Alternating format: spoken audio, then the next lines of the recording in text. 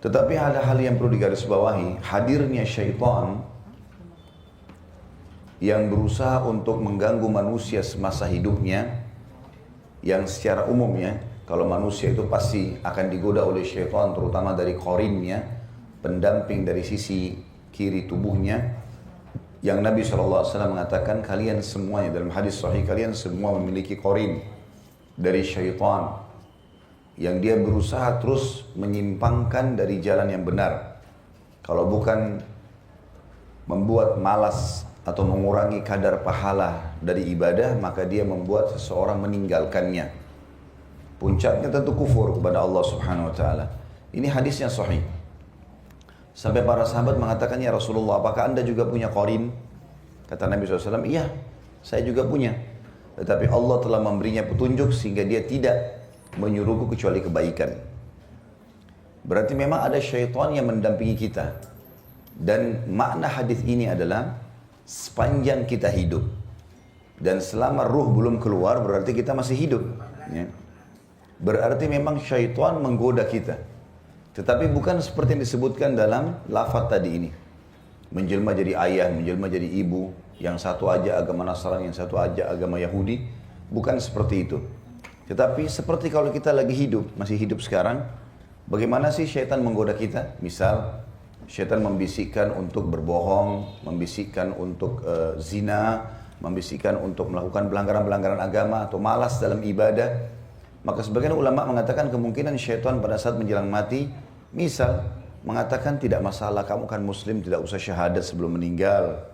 Ya, ada bisikan-bisikan seperti itu.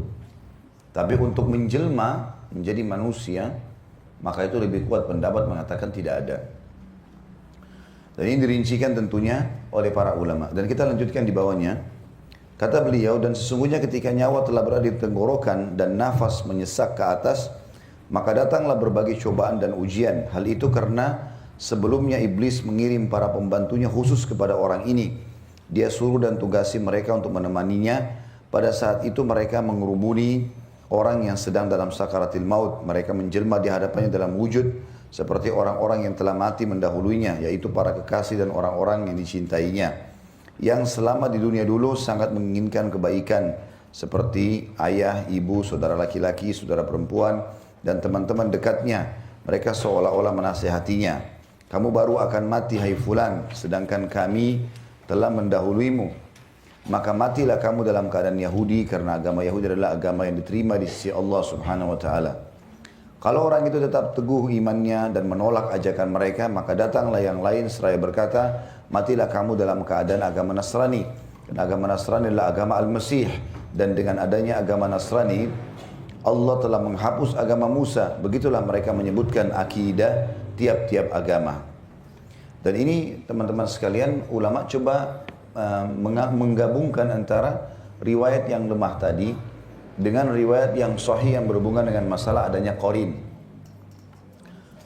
Bisa saja dia atau syaitan ini membisikkan, ya, dalam bentuk bisikan-bisikan seperti nasihat, itu betul. Artinya bisa seperti nasihat, seakan-akan dia menasihati kita. Gak apa-apalah, kamu sholat di rumah aja, gak usah di masjid karena hujan atau mungkin kejauhan, ya. Atau tidak apa-apa, tunda aja sholat, nanti kan waktunya masih panjang.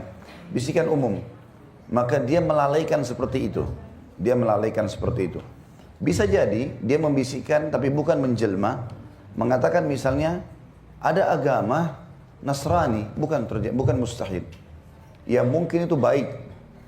Bagaimana kalau kau meninggal dalam keadaan agama Nasrani? Seperti misal, seseorang di antara kita berteman dekat dengan orang-orang Nasrani. Atau kita tinggal di wilayah non-muslim, ya. Misal tinggal di Amerika, tinggal di Australia, umumnya orang non-muslim. Pada saat kita berbaur dengan mereka, melihat gereja mereka, mereka keluar dengan tersenyum misalnya dari situ, syaitan bisa bisikin kita, mungkin agamanya itu benar kali ya. Seperti itulah ya. Mungkin agama itu benar. Buktinya mereka senyum-senyum, ya.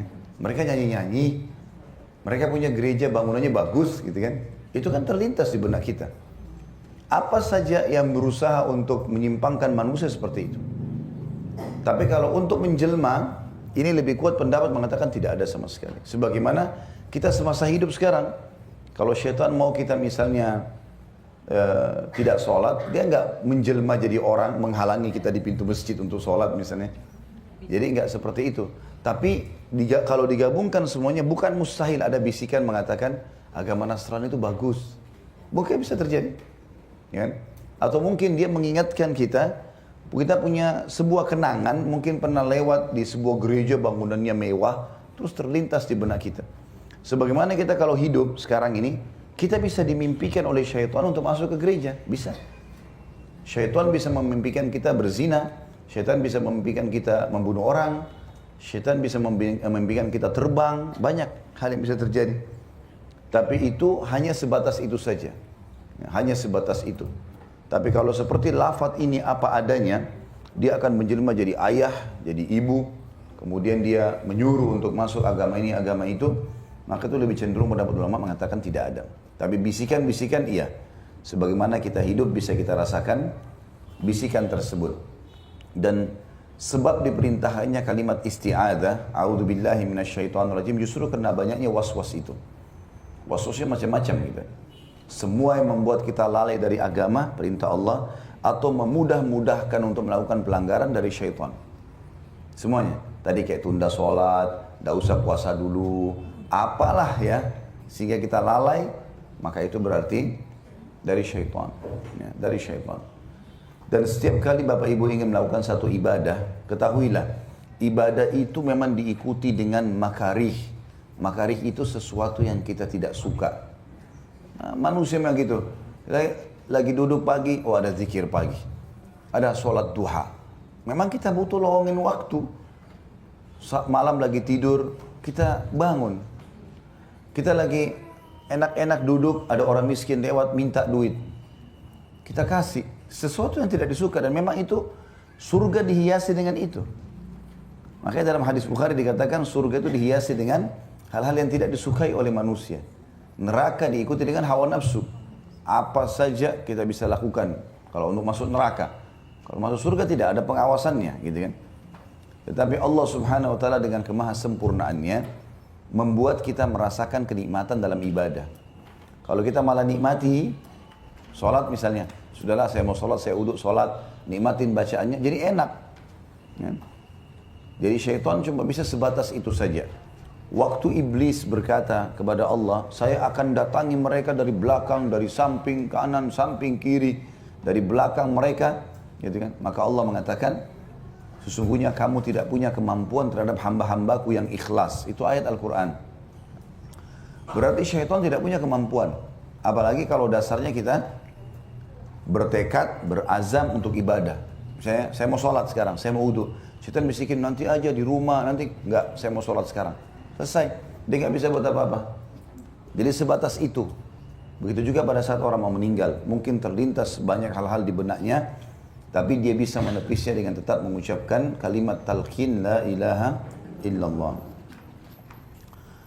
Dan ketika itu kata beliau, Allah Subhanahu wa taala menyesatkan orang yang dia kehendaki kesesatannya, dan itu makna dalam firman Allah Subhanahu wa taala dalam surah Al-Imran ayat 8, A'udzubillahi minasyaitonirrajim, Rabbana la tuzigh qulubana ba'da idh hadaitana wa hab lana min ladunka rahmah innaka antal wahhab.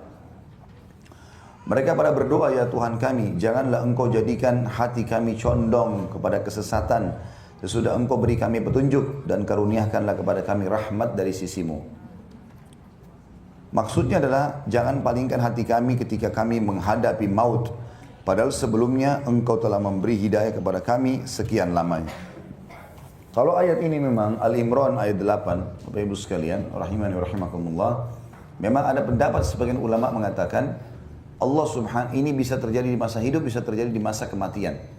Allah Subhanahu wa taala memang menyesatkan orang yang dasarnya meninggal dalam keadaan kufur, sehingga mereka tidak mengucapkan syahadat karena Allah SWT tahu.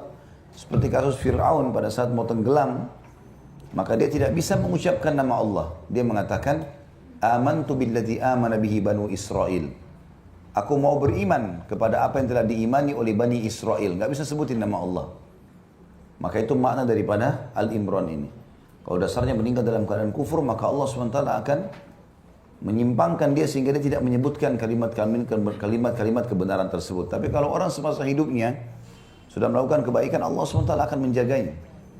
Makanya pada orang-orang beriman, banyak kan orang sebelum kita kayak orang mati syahid di medan perang, ya. Mereka dengan semangat, mereka mau mati di jalan Allah SWT. Dan syaitan tidak bisa buat apa-apa pada saat itu. Nah, syaitan cuma menanamkan rasa takut, tidak usahlah jihad. Seperti dalam hadis misalnya, kata Nabi SAW, siapa yang mau jihad, maka syaitan akan membisikkan padanya, kalau engkau mati, istrimu akan nikah sama laki-laki lain. Syaitan menyentuh kecemburuannya, gitu kan, supaya enggak jihad. Tapi dia lawan. Dia pun berjihad sampai dia mati syahid, gitu kan. Seseorang yang terkadang mau sholat, lalu dia syaitan mengatakan, sudahlah, tunda aja dulu. Tapi dia lawan. Mau sedekah, lalu syaitan bisikan, nanti aja, nanti kamu lebih butuh. Lalu dia lawan. Siapa yang mengerjakan itu semua, maka dia pasti masuk surga, kata Nabi SAW. Berarti memang syaitan membisik-bisikan saja, tapi bisa ditolak. Ya, seperti itulah. Kata beliau, jika Allah menghendaki hidayah dan keteguhan pada orang itu, maka datanglah kepadanya rahmat Allah. Ada yang mengatakan yang dimaksud rahmat di sini adalah Jibril alaihissalam. Dia datang lalu mengusir syaitan-syaitan itu dari sisi orang yang mau meninggal. Jibril menghapus kecemburutan dari wajah orang itu, sehingga dia mati tampak sambil tersenyum, tanpa disangsikan lagi. Kebanyakan orang yang tampak tersenyum pada saat kematian adalah karena senang dengan hadirnya malaikat pembawa kabar gembira itu yang datang dari Allah Subhanahu wa taala. Dia berkata, "Hai fulan, tidakkah kamu mengenalku? Aku adalah Jibril dan mereka adalah syaitan-syaitan musuhmu. Maka matilah kamu dalam keadaan yang lurus, agama yang lurus dan syariat yang agung." Tidak ada yang lebih menggembirakan bagi manusia selain hadirnya malaikat Jibril tersebut, dan itu semakna dengan firman Allah Subhanahu wa taala yang tadi di atas, dan karuniakanlah kepada kami rahmat dari sisimu karena sungguhnya engkau maha pemberi karunia. Jadi ayat tadi Ali Imran ayat 8, ya Allah janganlah engkau jadikan hati kami condong kepada kesesatan, kata Imam Qurtubi karena beliau memang ahli tafsir. Ini maknanya condong kepada kesesatan di saat kematian, ikuti bisikan syaitan. Dan makna dan karuniakan kami rahmat dari sisimu, maksudnya datangkan malaikat yang meluruskan kesalahan-kesalahan kami. Tapi ini semua, Bapak Ibu sekalian, makna tafsir, ijtihad, bukan sesuai dengan dalil syar'i, tapi jabaran. Ya. Jadi tentang datangnya Jibril alaihissalam pun untuk setiap orang kita, ini juga dibahas oleh para ulama. Mereka mengatakan bahwasanya Allah SWT betul mengutus malaikat kepada setiap mukmin yang akan meninggal. Tetapi tidak disebutkan dalam riwayat-riwayat hadis kalau itu Jibril alaihissalam. Apalagi Jibril memang pimpinan para malaikat dan dia bertugas membawa wahyu. Tetapi umumnya malaikat iya. Sebagaimana sudah pernah saya jelaskan riwayat yang berbunyi, kata Nabi SAW, siapa yang rindu bertemu Allah, Allah akan rindu bertemu dengannya. Siapa yang benci bertemu dengan Allah, Allah benci bertemu dengannya. Maka para sahabat kepikiran dengan masalah riwayat ini. Akhirnya Nabi SAW waktu masuk ke dalam rumah temukan Aisyah lagi menangis radhiyallahu anha, ditanya, kenapa kau nangis ya Aisyah? Ya Rasulullah, hadis Anda membebani kami. Anda bilang siapa yang ingin bertemu dengan Allah rindu, maka Allah rindu bertemu dengannya, yang benci bertemu dengan Allah, Allah benci bertemu dengannya. Apakah kalau kami takut mati, khawatir kalau kami mati atau menghadapi kematian, berarti kami benci bertemu dengan Allah? Kata Nabi SAW, bukan. Seseorang di antara kalian, mukmin dan mukminah, kalau mau meninggal dunia, kalau sudah pasti dia ahli surga insya Allah, dan mudah-mudahan kita termasuk ini, maka akan datang kepadanya sosok-sosok malaikat sebelum malaikat maut mencabut ruhnya. Lalu berkata kepadanya, inilah amal-amal solehmu yang diterima. Ini sholatmu, ini puasamu, ini zakatmu, ini segala macam. Dan gara-gara ini semua, kamu akan masuk ke surga, diperlihatkan tempatnya di surga. Maka dia pun rindu ingin bertemu dengan Allah. Mau segera mati, supaya masuk ke surganya. Maka Allah pun rindu bertemu dengannya. Kalau orang fasik, ahli maksiat, tidak bertaubat kepada Allah SWT semasa hidup, kalau muslim, dan orang kafir, maka akan datang kepadanya sosok malaikat yang memperlihatkan dosa-dosanya. Ini ribamu, ini bohongmu, ini zinamu, ini segala macam. Kemudian diperlihatkanlah tempatnya di neraka. Ini tempat kamu gara-gara kamu berbuat semua ini. Akhirnya dia pun benci bertemu dengan Allah, takut. Maka Allah pun benci bertemu dengannya. Ini semakna dengan apa yang kita jabarkan tadi. Kemudian dikatakan sesudah itu dicabutlah nyawa orang itu dalam satu hentakan sebagaimana yang telah kami terangkan lebih lanjut nantinya, atau akan kami terangkan lebih lanjut nantinya. Ada riwayat berhubungan dengan itu. Abdullah bin Ahmad bin Hanbal, Ahmad bin Hanbal salah satu ulama dari 4 imam madhab ya. Ini anaknya Abdullah mengatakan, aku menghadiri kematian ayahku Ahmad. Di waktu itu tanganku memegang secari kain untuk mengikat janggutnya. Tiba-tiba beliau tidak sadar, lalu sadar kembali seraya mengisyaratkan tangannya dan berkata, tidak sampai kapanpun, tidak sampai kapanpun. Beliau melakukan seperti itu berkali-kali, maka saya bertanya, wahai ayah, apa maksudmu? Jawab beliau, sesungguhnya syaitan berdiri di depanku, mencengkramku dengan ujung-ujung jarinya seraya berkata, hai Ahmad, menurutlah kepadaku. Tapi aku katakan kepadanya, tidak sampai kapanpun, tidak sampai kapanpun, tidak sampai aku mati sekalipun. Saya katakan bahwa saya sendiri pernah mendengar guru kami, maksudnya ini Imam Qurtubi berkata, itu riwayat tentang anaknya Imam Ahmad. Al-Imam Abu Abbas Ahmad bin Umar Al-Qurtubi di benteng Iskandaria, Iskandaria nama kota di Mesir. Dia berkata, aku telah menyaksikan kematian saudara guru kami, Abu Ja'far Ahmad bin Muhammad Al-Qurtubi di Cordova. Ketika dia menghadapi maut dikatakan kepadanya, ucapkan la ilaha illallah. Tapi ternyata dia menolak, mengatakan tidak, tidak. Ketika dia sadar kami ceritakan hal tersebut kepadanya, maka dia menjelaskan ada 2 syaitan datang kepadaku dari arah kanan dan dari arah kiri. Satu di antaranya mengatakan matilah dalam agama Yahudi, dan karena agama Yahudi adalah agama yang terbaik. Yang lain mengatakan matilah dalam keadaan agama Nasrani, dan Nasrani adalah agama yang terbaik. Maka aku katakan kepada keduanya, tidak, tidak. Kalian berdua mengatakan seperti itu kepadaku, padahal aku telah menulis dengan tanganku dalam kitab At-Tirmidzi dan An-Nasa'i dari Nabi SAW, sesungguhnya syaitan akan datang kepada salah seorang dari kalian ketika dia akan meninggal dunia, lalu dia katakan matilah dalam agama Yahudi, matilah dalam agama Nasrani. Jadi ucapanku tadi adalah jawaban kepada kedua syaitan tersebut, bukan kepada kalian. Tentu sudah kita jelaskan dari riwayat ini ya. Ada footnote nomor 1, hadis ini lebih cenderung dikatakan tidak sahih dari Nabi SAW. Tapi berhubungan dengan masalah kisah sebelumnya, kisah tentang Abul Abbas dan kisah yang sebelumnya lagi, Ahmad bin Hanbal pada saat mau meninggal, ini kisah dinukil. Bisa saja terjadi. Ya. Bisa saja terjadi memang pada saat mau meninggal, seseorang dibisikkan tentang agama Nasrani atau dibisikkan tentang agama Yahudi. Bisa terjadi. Sebagaimana tadi saya kasih contoh, kalau kita sekarang masih hidup, kita jalan, kita lihat ada orang Yahudi misalnya kaya raya, atau orang Nasrani bahagia, tersenyum pada saat keluar dari gerejanya di hari Minggu misalnya, atau hari Ahad, maka kita dicenderungkan oleh syaitan untuk menganggap itu ada kebenaran. Ya, atau statement diucapkan oleh seorang Nasrani, ya, seperti misalnya sekarang banyak pendeta yang mengatakan, kan kita sama tujuannya menyembah satu Tuhan, ya sudahlah, masing-masing semuanya benar, semua juga masuk surga. Maka bisa saja orang muslim terpengaruh dengan bisikan itu. Padahal sebenarnya Allah mengatakan tidak seperti itu. Allah jelas-jelas mengkafirkan Yahudi dan Nasrani. Enggak ada keraguan dengan masalah itu. Makanya mereka diperangi oleh Nabi SAW. Ya, ketiga suku Yahudi di Madinah, Qainuqa, Nadir dan Quraidah, diajak masuk Islam. Mereka nolak, dibiarkan. Tapi mereka begitu mengkhianat, diusir. Kemudian Nabi SAW serang lagi mereka di Khaybar. Ada histori. Kenapa Nabi SAW serang mereka kalau mereka dianggap ahli surga? Bahkan di perang Khaybar Nabi sempat bertanya, hai Yahudi, jawab jujur, saya mau tanya. Kata mereka, iya, silakan. Gitu kan? Kata Nabi SAW, siapa penghuni neraka? Maka kata orang Yahudi, kami akan masuk ke neraka duluan, lalu diganti oleh kalian kaum muslimin. Kata Nabi SAW, kalian dusta. Kami tidak akan menggantikan kalian selamanya. Artinya Yahudi jelas masuk neraka. Dan itu hadis Bukhari. Mereka tahu itu. Gitu kan?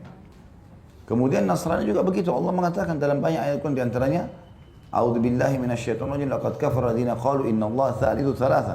Dalam surah Al-Maidah. Telah kafir orang-orang yang mengatakan Trinitas. Gitu kan? Juga ayat dalam surah Bayyinah menggabungkan keduanya. Innal ladzina kafaru min ahli kitabi wal musyrikina fi nari jahannama khalidina fiha. Telah kafir ahli kitab, Yahudi dan Nasrani dan orang-orang musyrik penyembah berhala, dan mereka akan kekal dalam api neraka kalau mereka meninggal dalam keyakinan tersebut. Jadi nggak ada keraguan tentang kekafiran mereka. Kalau mereka itu salah, dan tidak mungkin Yahudi Nasrani masuk surga dalam keyakinan seorang muslim. Sebagaimana mereka juga yakin mereka masuk surga dan kita tidak akan masuk surga. Dalam pandangan mereka kita ini kafir. Padahal sebenarnya kita dalam keadaan benar ya. Kata beliau di sini, saya katakan peristiwa-peristiwa seperti itu, yakni jawaban ditujukan kepada syaitan, bukan kepada orang yang mentalkin syahadat. Banyak kita dengar dari orang-orang soleh. Sementara itu saya telah membuka-buka kitab Abu Isa Tirmidzi dan saya pun telah mendengar seluruh isinya. Meski demikian saya tidak menemukan cerita seperti itu di sana. Barangkali ada naskah lain, maka Allah Subhanahu wa taala lebih tahu. Artinya Imam Qurtubi pun coba menelusuri riwayat Tirmidzi yang disebutkan tadi, ternyata tidak ditemukan dalam sunannya. Ya. Saya telah mendengar sebagian isinya dan banyak diantaranya yang ada padaku, namun demikian saya juga tidak menemukan cerita seperti itu di dalamnya. Dan barangkali juga cerita seperti itu ada pada naskah-naskah lain, wallahu alam. Sedang menurut riwayat Ibnu Mubarak, Abdullah bin Mubarak dan Sufyan dari Laith, dari Mujahid, dia berkata, tidak seorang pun yang akan mati melainkan teman-teman sepergaulannya yang biasa bergaul dengannya tampil di hadapannya. Jika dia tukang main atau senang berfoya-foya, maka yang datang adalah semisalnya, dan apabila ahli zikir, maka datang pun ahli zikir pula. Ini juga tentu adalah riwayat yang lemah dinukil daripada Ibnu Mubarak. Ya. Tetapi ini adalah kisah, perkataan yang dikatakan kemungkinan orang kalau mau meninggal akan seperti ini keadaannya. Ya. Dan tentu kalau Bapak Ibu bertanya, lalu kenapa Ustaz di buku ini dinukil? Padahal sebenarnya banyak riwayat yang lemah. Ya memang saya sudah bilang tadi sebelumnya jawabannya. Sebagian ulama memang menukil apapun yang dinukil di tengah-tengah masyarakat, sahih atau lemah. Nanti kemudian ditelusuri kembali. Tujuannya adalah kalau kita dapat riwayat lemah seperti ini, kita jadi tahu kalau satu waktu ada orang cerita, itu lemah loh sebenarnya, karena seperti ini dan seperti ini.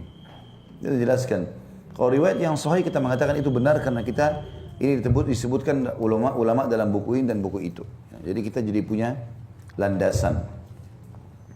Tapi tentu saya sudah bilang juga Bapak Ibu sekalian, tidak salah dan benar kalau syaitan akan datang dan mewaswasi manusia pada saat dia meninggal sebagaimana diwaswas pada saat dia masih hidup. Seorang ahli ibadah di Basra atau di Irak, Ar-Rabi ibn Sabira bin Ma'bad Al-Juhani mencontohkan kejadian yang dilihatnya. Saya pernah menghadiri beberapa orang yang akan mati di Syam. Antara lain ada seseorang dikatakan kepadanya, hai fulan, ucapkan la ilaha illallah. Tapi jawabnya malah, minumlah dan tuangkan lagi untukku. Dan seorang lagi di Al-Ahwaz ketika ditalqin dia mengatakan, dah, yazida, dawazida. Maksudnya adalah 10, 11 atau 12. Rupanya dia seorang pegawai kantor yang sering disibukkan oleh hitungan dan anggaran. Demikian tafsirannya sebagaimana dinyatakan oleh Abu Muhammad Abdul Haq. Ya. Kalau ini yang dimaksudkan adalah orang kalau terbiasa pada saat hidup melakukan satu perbuatan, biasanya mungkin karena bingungnya menghadapi kematian, maka dia teralihkan dengan kebiasaan itu. Nah, itu yang ada. Maka karena bingungnya, maka dia melakukan atau mengucapkan apa yang paling sering dia ucapkan. Itu bisa terjadi. Kalau dia ahli zikir, ahli Al-Quran, dia bisa mengulangi ayat Al-Qurannya. Kalau dia adalah orang yang suka seperti ini disebutkan, maka akan seperti itu keadaannya. Tapi ini adalah bisa saja dikatakan oleh beliau di sini adalah kebiasaan orang menyebutkan itu. Walaupun ada waswas syaitan, bukan tidak ada. Bisa jadi juga, kata sebagian ulama, orang memang pada saat lihat malaikat maut karena takutnya, maka dia bingung, dia pun melakukan perbuatan yang paling buruk yang biasa dia kerjakan kalau dia orang buruk. Misal dia terbiasa minum khamr, gitu kan. Maka karena takutnya malaikat maut akan mencabut ruhnya, maka dia pun mengucapkan kalimat tuangkanlah untukku. Karena ketakutan dia, maka dia mengucapkan itu. Ar-Rabi menambahkan lagi kejadian lain. Kali ini adalah orang Basra. Ketika ditalqin dia justru menyenandungkan puisi, hai siapa itu wanita yang suatu hari berkata sambil kelelahan terbata-bata, manakah jalan ke pemandian Minjab? Ya, jadi ini nama tempat Minjab itu. Artinya dia waktu hidup orang ini, dia selalu kalau mau pergi ke tempat permandian, di zaman dulu di rumah orang tidak ada kamar mandi. Jadi ada tempat mandi umum. Laki-laki sendiri, perempuan sendiri, gitu kan. Dari zaman dulu begitu. Maka orang kalau mau mandi, dia datang ke sana dia bayar. Nanti laki-laki mandinya rame-rame kayak kolam berenang gitu ya.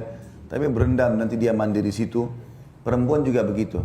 Nah, orang ini kata sebagian ulama menanggapi kisah ini, waktu dia mau meninggal dia ucapin syair, hai wanita di mana ke tempat pemandian itu. Dia kemungkinan memang pada saat sering kalau mau ke tempat mandi, kalau ada perempuan dia sering godain, ya.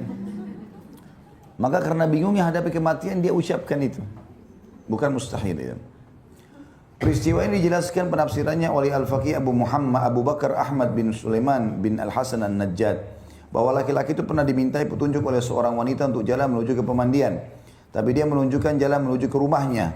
Akhirnya peristiwa itu diucapkan saat menghadapi maut. Abu Muhammad Abdul Haq dalam kitabnya juga Al-Aqibah ya, juga menjelaskan untaian kata-kata laki-laki tadi memiliki latar belakang tersendiri. Mulanya seorang laki-laki itu berdiri di depan rumahnya. Pintu rumahnya mirip dengan pintu pemandian.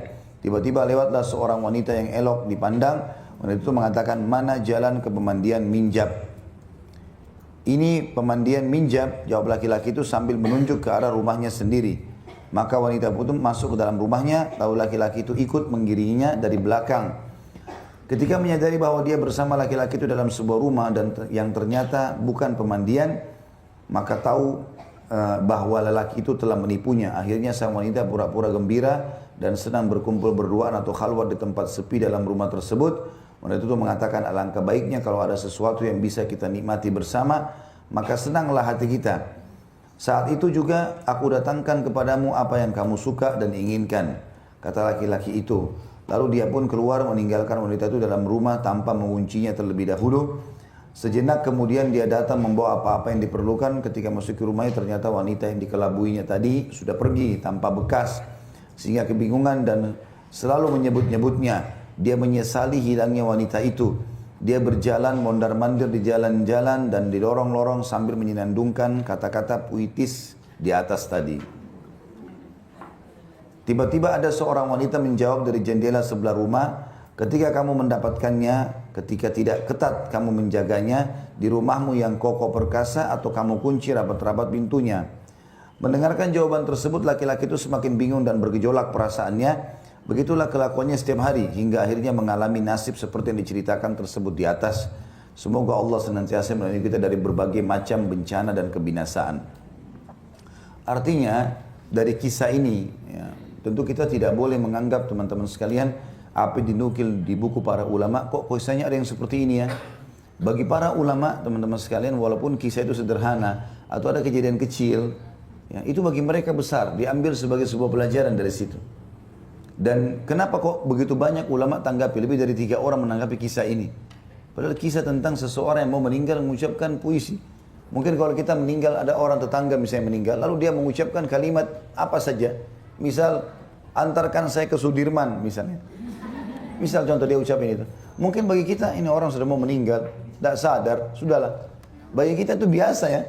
Tapi bagi para ulama itu dirincikan. Apa sebabnya? Dia kan mau mati. Kok dia ucapin itu? Mulailah dirincikan oleh mereka. Siapa tahu ada ilmu dan pelajaran bisa diambil. Nah, seperti itulah. Makanya kalau dinukil kisah-kisah seperti ini sampai mereka tanggapin begitu panjang lebar gara-gara ini. Ya, dan ini menandakan yang kita simpulkan benang merahnya adalah kebiasaan seseorang semasa hidup akan membawa dia kepada penutupan hidupnya. Kalau itu sesuai dengan hadis Nabi SAW, hadis sahih. Siapa yang terbiasa dengan satu kegiatan, maka Allah akan tutup hidupnya dengan kebiasaan itu. Jadi kalau kita mau tahu orang ini husnul khatimah atau su'ul khatimah, diketahui dari akhir hidupnya. Seminggu sebelum dia meninggal, apa yang biasa dia kerjakan? Kalau dia rutin ke masjid misalnya, maka berarti itu husnul khatimah. Walaupun dia mati ditabrak kereta api hancur, walaupun dia pulang ke rumah kebakaran dalam rumahnya, ditemukan luka bakar semua di tubuhnya. Tapi sebelum dia melalui proses kematian tersebut, dia sholat.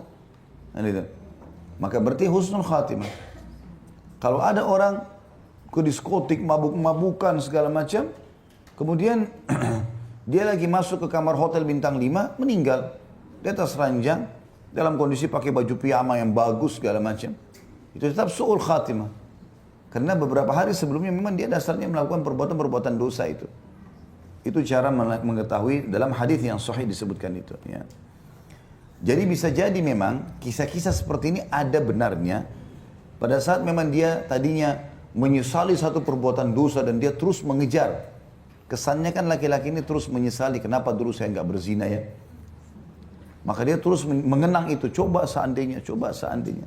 Ini tentu seseorang di antara kita bisa rasakan Bapak Ibu sekalian. Kalau kita sedang mau melakukan satu perbuatan dosa dan kita tidak menganggapnya sebagai sebuah pelanggaran, umumnya misalnya masalah perzinahan, lalu luput dari kita, ya, tidak jadi mungkin karena apalah ya, maka sering kali syaitan besar-besarkan itu. Coba seandainya dulu ya saya lakukan, Padahal sebenarnya Bapak Ibu harus tahu satu hal ya. Kalau ada dosa yang luput dari kita tidak sempat kita kerjakan, maka itu bentuk kasih sayang Allah.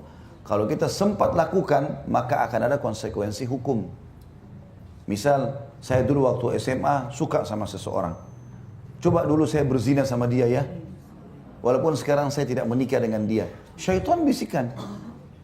Dan dibuat dia menghayal. Syaitan suka membuat dia manusia menghayal. Maka lawan dengan kalimat Bapak Ibu sekalian, alhamdulillah saya tidak berzina. Karena kalau kita lakukan, maka akan ada konsekuensi hukum. Ada. Jadi dosa-dosa yang luput tidak sempat kita lakukan itu bentuk kasih sayang Allah. Bersyukurlah teman-teman sekalian. Demi Allah Bapak Ibu sekalian, kalau kita paksakan diri dalam ketaatan kepada Allah, itu hanya akan menambah ketenangan jiwa, hanya akan mendatangkan kepekaan terhadap hukum-hukum Allah.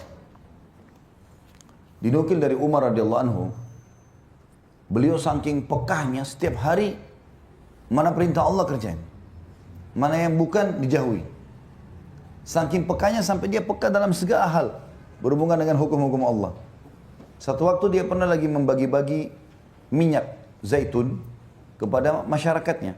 Umar bin Khattab beli dari Baitul Mal, berkendi-kendi banyak, satu Madinah dibagiin. Lalu dipindahin, diwadain ke kendi-kendi kecil. Umar bin Khattab sendiri yang bagiin. Ada beberapa gawainya bantu. Dipindahin, kasih, bagiin seluruh masyarakat dapat. Gitu ya. Kendi besar, tempat induknya minyak itu kan minyak tidak semuanya bisa tertumpah. Pasti ada tinggal di dalam kan. Rupanya yang sudah dianggap sudah tidak ada, tinggal tetesan sedikit ditaruh di sebelahnya Umar. Di situ ada anaknya Umar masih kecil, belum balik. Rupanya anak kecil ini Umar tidak tahu. Dia masukin tangannya ke kendi itu, dikorek-korekin minyaknya, ditaruh di rambutnya. Jadi saking banyaknya kendi rambutnya penuh dengan minyak. Dan memang minyak itu zaman dulu ada memang perintah dalam agama untuk meminyaki rambut ya. Tapi minyak rambutnya seperti misalnya hadis tentang sholat Jumat. Siapa yang hari Jumat mandi dengan mandi junub, kemudian dia pakai baju terbaiknya, kemudian dia pakaikan minyak di rambutnya supaya mudah disisir. Ya kalau kita mungkin sekarang sudah kepada sampo dan conditioner ya. Tapi zaman dulu orang pakai minyak zaitun. Jadi rambutnya itu kalau disisir rapi gitu ya.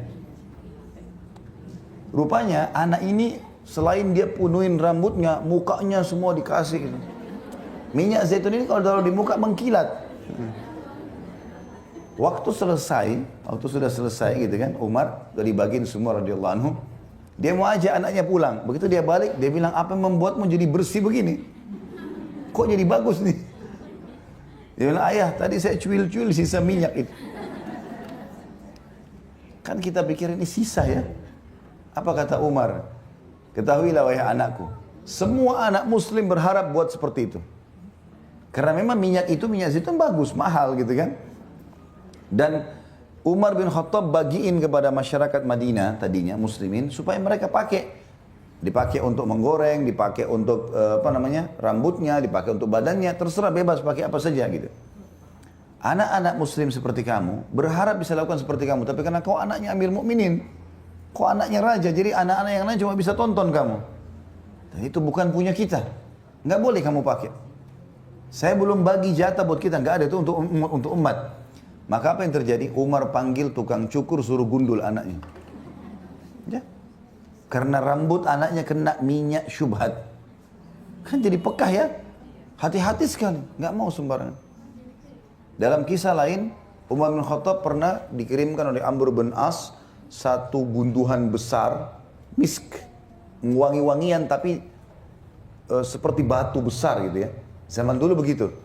Entah bagaimana mereka buat, tapi yang jelas itu nanti diambil, dipecahin, dihancurin jadi serbuk. Nanti serbuk itu dikasih air, digolesin di badan. Ya, mungkin kalau sekarang kita sudah pakai spray semua ya. Zaman dulu seperti itu. Maka Umar bin Khattab waktu datang itu wangi sekali. Di rumahnya besar. Kata Umar, dia sama istrinya sambil dia bercanda. Saya mau bagiin kepada muslimin nih. Kalau seandainya di Madinah ada yang kamu kenal perempuan mau berbuat baik. Karena ini kerjanya perempuan nih. Pecahin, tumbukin, itu ditaruh di wadah-wadah kecil. Itu bukan kerjanya laki-laki. Kalau ada perempuan yang mau berbuat baik ini, cari pahala di sisi Allah, maka lakukanlah, kita bagiin kepada masyarakat. Kata istri Umar, saya siap. Gak usah cari orang lain, biar saya saja. Kata Umar, baik, lakukanlah. Maka istrinya Umar sibuk tuh. Pecah-pecahin, tumbuk-tumbukin, taruh di wadah, bagi-bagiin kepada semua orang gitu. Malam hari Umar setelah selesai urusan pemerintahan segala macam, pulang ke rumah, kumpul seperti orang kumpul sama istrinya. Begitu Umar dekat, istrinya wangi. Gitu. Kata Umar, dari mana wangimu ini? Dia bilang, tadi waktu saya pecah-pecahin tuh, kan banyak serbuknya di tangan. Ya? Daripada saya siram sama air dibuang, saya gosok di baju saya. Gosok di cadar saya, gosok di jilbab, gosok di badan. Kata Umar, istriku itu bukan punya kita. Itu punya muslimin. Maka sini saya bantu bersihin. Dicuci sama Umar. Umar cuci baju istrinya juga cuci bajunya. Sama-sama hilangin. Badannya digosokin juga sama Umar, bersih. Dicium, masih wangi. Umar ambil tanah. Pakai tanah digosok. Sampai hilang baunya. Gara-gara takutnya jangan sampai itu tidak halal gitu loh. Begitu pekahnya. Kita kalau dekat dengan Allah, terus dalam ibadah, muncul kepekaan itu. Kita jadi tidak mau sembarangan. Dan kalau kita tinggalkan yang syubhat, maka yang haram lebih kita tinggalkan. Bapak Ibu kalau mau rajin kerjakan yang wajib, gampang. Kerjakan yang sunnah. Kejar yang sunnah. Wajib pasti kita penuhi itu. Kita kalau biasa puasa Senin Kamis, puasa sunnah, nanti puasa Ramadan jadi ringan, biasa aja. Karena sudah dikerjakan sunnahnya. Bapak Ibu sudah biasa sholat duha, sholat tahajud, tahiyat masjid. Maka sholat wajibnya jadi mudah. Otomatis. Biasa sedekah memudahkan kita zakat. Biasa umrah memudahkan kita haji. Maka kerjakan yang sunnah, yang wajib jadi dikerjakan. Gitu kan? Kita tinggalkan yang syubhat, ragu nih. Enggak usah deh. Yang haram lebih jauh lagi. Otomatis. Tapi kalau kita buka pintu syubhat, halal atau enggak apa-apa deh. Maka haram terbuka udah. Otomatis seperti itu. Nah kedekatan kepada Allah SWT dengan kepekaan. Kita jadi hati-hati sekali. Umar bin Khattab itu lalu sampai kalau tidur Bapak Ibu sekalian malam, dia taruh ember air di sebelah ranjangnya. Kesentuh air tangannya bangun dia. Udah nggak tidur lagi sampai pagi, sholat tahajud. Memang surga dihiasi dengan hal-hal yang tidak disukai oleh manusia. Ini. Sebagaimana saya tekankan tadi. Tapi muncul itu kepekaan. Sekali kita buka pintu lalai, kita jadi lalai terus loh. Hati-hati. Sekali buka pintu, nggak apa-apa deh, kan cuma makruh. Ya udah haram terbuka tuh. Makruh memang betul tidak berdosa, tapi kan dilarang. Nah itu, meninggalkan dapat pahala. Kalau kita buka pintu itu berarti haram akan mudah nanti. Ini jadi masalah buat kita ini. Karena terjerumus pada yang haram atau kelalaian, untuk kembali kepada kebenaran butuh jiwa yang besar, butuh pendongkrak, ya, supaya kita bisa kembali kepada sesuatu yang baik.